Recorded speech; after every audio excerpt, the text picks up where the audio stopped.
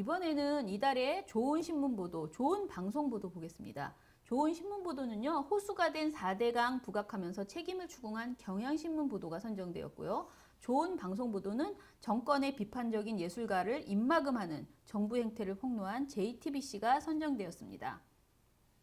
좋은 신문 보도부터 보겠습니다. 경향신문의 4대강 사업에 대한 종합적 비판 보도 12건이 선정되었는데요. 보도의 흐름을 한번 보겠습니다. 국토부가 생태하천 복원 사업의 예비 타당성 조사에서 설문조사 결과를 부풀렸다는 보도가 있었습니다. 그리고 국토부와 한국수자원공사의 방만한 사업 운영에 대해서 그 실태를 고발하는 보도가 있었고요. 4대강 사업으로 인한 환경의 부작용과 경제적 손실을 지적하는 보도가 있었습니다. 그리고 4대강이 결국 호소화되었다. 반드시 강으로 복원해야 한다라는 지적을 했습니다. 자, 여기서 호소화라는 말은요, 4대강이 강이 아니라 이미 저수지나 호수로 변했음을 의미하는 것입니다. 보도를 좀 더 자세히 보겠습니다. 경향신문 보도의 주요 목록입니다. 정부기관의 방만한 운영에 대한 보도들이 이렇게 있었고요. 경제 환경 피해를 부각한 보도가 이렇게 있었습니다. 이들 보도는요, 대부분이 경제적 피해에 초점을 맞췄는데요. 제목에 5조, 그리고 22조 이런 수치, 피해 금액을 명기하거나 국민 예산, 빚 등의 표현을 사용한 것이 12건 중에서 절반이 넘는 7건에 달합니다. 자, 이 보도처럼요, 경향신문은 정부와 도덕적 해이로 인한 경제 손실을 국민이 부담해야 하는 부조리를 고발하고 있습니다. 경향신문의 4대강 보도가 좋은 신문 보도로 선정되는데 결정적인 근거가 된 보도가 있습니다.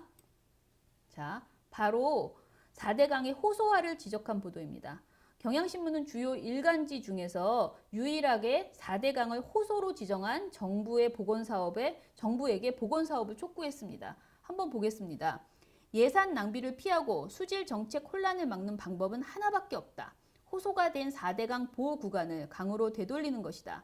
보호의 수문 개방을 시작으로 하천 특성을 복원하는 작업을 당장 시작해야 한다라고 주장하고 있습니다. 네, 이어서 2015년 9월에 좋은 방송 보도를 보겠습니다. 좋은 방송 보도는 문화체육관광부의 문화계의 정치 검열을 폭로한 JTBC 보도가 선정되었습니다. JTBC는 문체부 산하 문화예술위원회가 연극 창작 지원 사업에서 정권의 비판적이라는 이유로 특정 연출인을 제외시키려고 했다는 것을 폭로했습니다. JTBC 보도에서 연극 지원 사업의 심사위원은 문화예술위원회 직원들이 연출인 박근영만 빼주면 나머지는 봐주겠다고 압박을 가했다고 털어놓았습니다.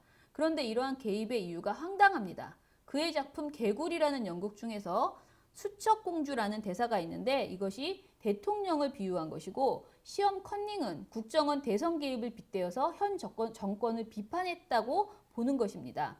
이는 정부기관의 예술작품에 대한 사전 정치검열인 것입니다. 심사위원은 5공화국을 빗대어서 이 상황이 부당함을 토로했습니다.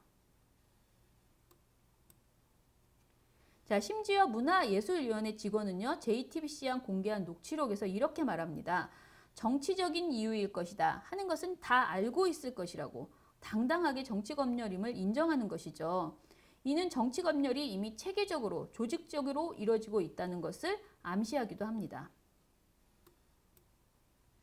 JTBC는 정권마다 무대 뒤 검은 손이라는 보도에서요. 문화예술위원회의 정치검열이 청와대 지시라는 정황을 보여줍니다.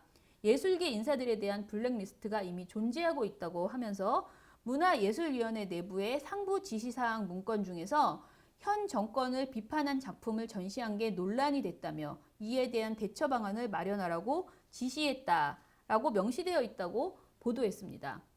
JTBC는 군부 독재, 공안시대에나 있을 법한 정권의 문화배 정치검열을 단독 보도하면서 반민주적인 현 정권의 그 행태를 적나라하게 보여줬습니다. 그런데 이런 내용을 타 방송사는 모두 침묵했고요. 그나마 신문에서 경향신문과 한겨레가 이 내용을 보도했습니다. 자유로운 비판이 보장되어야 할 예술계를 억압하는 정부, 그리고 이런 사실에 침묵하는 언론들 모두가 우리 사회의 치부를 그대로 보여주고 있는 것 같아서 매우 씁쓸한 마음이 듭니다.